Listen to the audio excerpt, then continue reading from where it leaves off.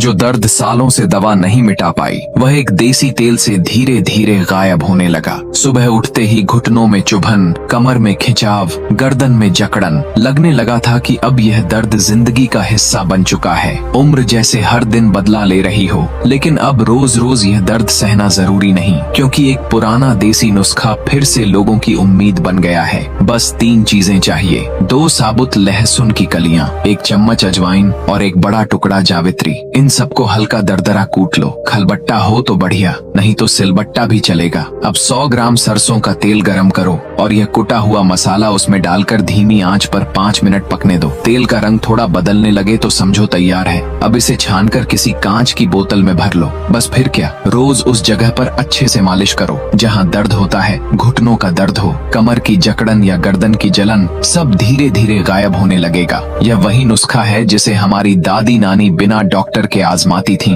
और सच में कमाल कर जाता था। तो इसे एक बार जरूर ट्राई करो और अगर फर्क महसूस हो तो किसी अपने के साथ भी जरूर शेयर करना। इस मर्ज की मेडिसिन मंगवाना चाहते हैं तो हमसे जरूर रब्ता करें।